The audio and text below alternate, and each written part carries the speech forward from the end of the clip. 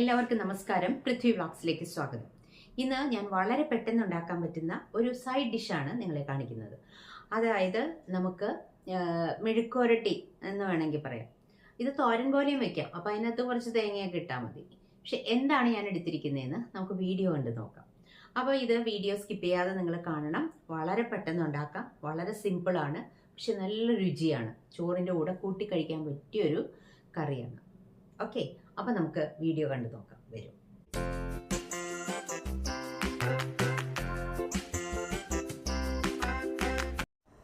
തനി നാടൻ വിഭവമാണ് ഞാൻ ഉണ്ടാക്കാൻ പോണെന്ന് പറഞ്ഞല്ലോ. എന്താ എടുത്തേക്കുന്നതെന്ന് നോക്കി. ഏത്തക്കായിൻ്റെ തൊണ്ട്.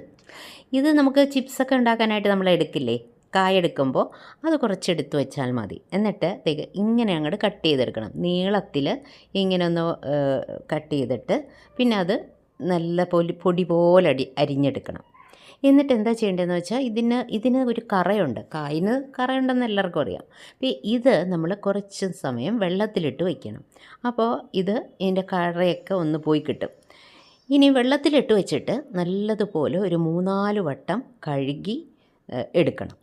എന്നിട്ട് ആണ് നമ്മൾ കറി ഉണ്ടാക്കേണ്ടത്. ഒരു തോരനോ മെഴുക്കുവരട്ടിയോ ഇത് വെച്ചിട്ട് നമുക്ക് ഉണ്ടാക്കാൻ പറ്റും. ഞാനിതിവിടെ വെള്ളത്തിലിട്ട് വയ്ക്കുക. പൊടി പോലൊക്കെ അരിഞ്ഞു. എന്നിട്ട് ഇതേ വെള്ളത്തിലിട്ട് വെച്ചിരിക്കുകയാണ്. ഇനി വേറെന്താ എടുക്കുന്നത് ഇതിൻ്റെ കൂടെ ഇട്ട് വയ്ക്കാനായിട്ട്?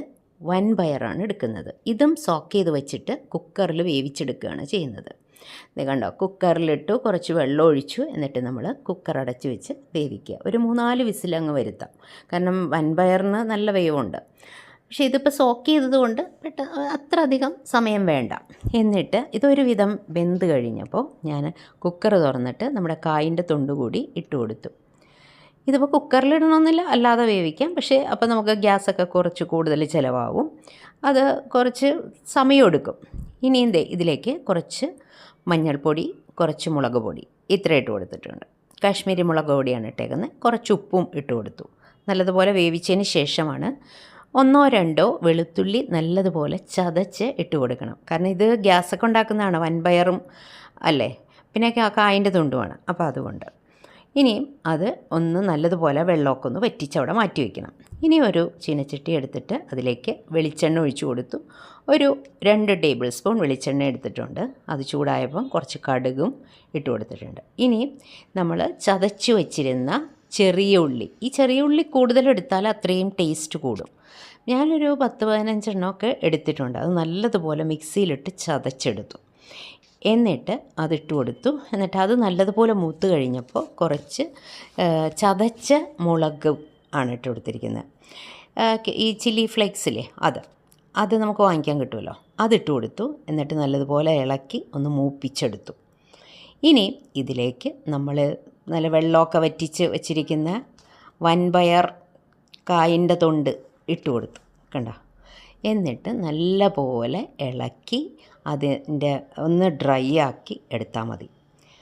ഒരു 2 മിനിറ്റൊക്കെ മതിയാവും. എന്നിട്ട് നമുക്കിത് അടച്ചു വയ്ക്കാം. കുറച്ച് കഴിഞ്ഞ് നമുക്ക് ചോറിൻ്റെ കൂടെ കഴിക്കാൻ ബെസ്റ്റാണ്, നല്ല ടേസ്റ്റാണ് കേട്ടോ. പിന്നെ ഈ കായിൻ്റെ തൊണ്ടെന്ന് പറയുമ്പോൾ നമുക്ക് നാടൻ കായിൻ്റെ തൊണ്ടാണ് നല്ലത്. അതായത് നമ്മുടെ വീട്ടിലൊക്കെ കൃഷി ചെയ്തുണ്ടാക്കുന്ന വാഴക്കൊല ഉണ്ടാവുമല്ലോ, അതിൽ നിന്നുള്ള കായിൻ്റെ തൊണ്ടെടുക്കുന്നതാണ് ഏറ്റവും ഉചിതം.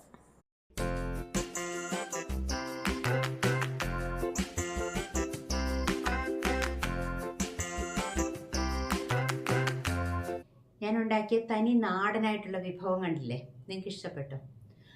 അപ്പോൾ നമുക്ക് അടുത്തൊരു വീഡിയോയിൽ ഉടനെ കാണാം. വീഡിയോ സ്കിപ്പ് ചെയ്യാതെ കാണണം കേട്ടോ. Thank you. ബൈ.